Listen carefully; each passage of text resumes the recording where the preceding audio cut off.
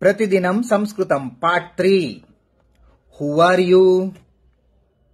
भवान कः? भवती का? I am a student. अहं छात्रः अस्मि. अहं छात्रा अस्मि. In which class are you studying? भवान कस्यां कक्षायां पठति? भवती कस्यां कक्षायां पठति? I am studying in 5th class. अहं पञ्चमकक्षायां पठामि. In which school are you studying? कस्मिन् विद्यालये पठति? I am studying in Sri Aurobindo International School.